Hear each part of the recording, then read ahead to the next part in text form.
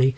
As you just saw, me and my dad travelled the 2.5 hour journey from Bristol to Portsmouth to have a look at the vintage toy monster.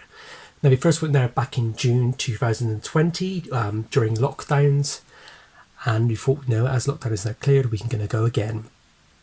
There's amazing toys in that shop, ranging from modern stuff to really old stuff. Loads of stuff from some stuff in the 60s, lots of stuff in the 70s, including things like $6 Million Man, Shogun Warriors.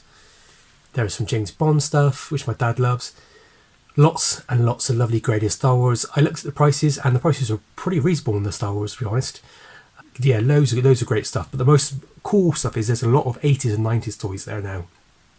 Lots of He-Man, Masters of the Universe. And my favourite kind of line that I'm currently collecting at the moment is Ghostbusters. And so my sole purchase is this one figure. It's Fearsome Flush.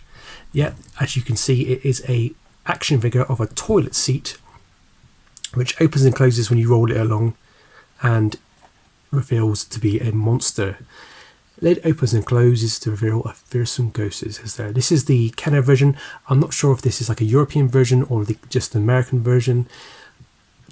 I've been looking for this figured for a long time. You can get them on eBay, but they're cheaper on eBay than I actually paid for it. But the problem is the condition is really poor. They usually have creases across the side, tops. They always have bends at the corners.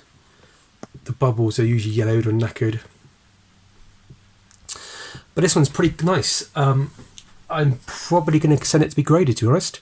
I'm collecting all the monsters and trying to get them all graded. That's my thing at the moment. It's got a bit of a crease down here, and it's got a few marks. But I mean, generally speaking, this is probably the best one I've seen. Everyone I've seen so far has always been some kind of damage. But yeah, it's a lovely card, and this is appears to be released in probably about halfway through the line, I believe. You can see there's the Super Fright Features ones. There's the monsters. There's some ghosts there. So what I'm trying to do is I'm not trying to get every single thing Ghostbuster, because I've got most of these things anyway in a big box. And when I do toy fairs, I'm going to be bringing them all along to be sold. But for my personal collection, what I'm trying to do is get all of these monsters here, as you see, graded in nice condition. And then all the monsters you see here, graded in nice condition. And then finally, the Fright Features characters. I have all the Fright Features on card. Most of them are nice cards. The Janine, she is actually graded, I think it's graded in 85. No, she's graded in 90, that's right, I think it's 90. She's a really nice card. I'm not sure what I have. I don't think I have any of the Screaming Heroes. And the rest, I'm not really bothered about getting the rest graded, because these are really expensive to get sealed. You're not going to find them. Or when you do, they're going to be so expensive. But yeah, I'm not really interested in getting the Super Fright Features ones graded either.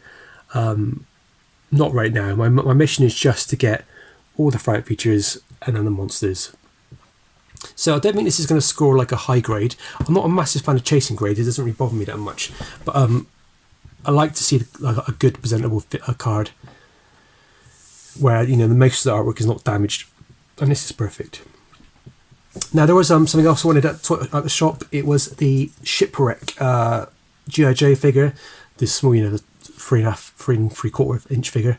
But unfortunately, he was £46, which is I looked online and that's about right. It's crazy how much these have gone up in price now. When I was buying about 2 years ago, I was looking for one, and every single toy shop or toy fair I went to, every single dealer would say to me, I sold it 3 minutes ago, or sold it 10 minutes ago. Thinking, oh, what a shame. But eventually I will get Shipwreck in my collection. I don't have any G.I. Joe figures loose. I don't really want to collect the whole line. I just wanted Shipwreck because I liked how, to me, quite an iconic figure in the G.I. Joe line. So yeah, that was only a quick day out trying to find some toys to buy. We went to another shop as well.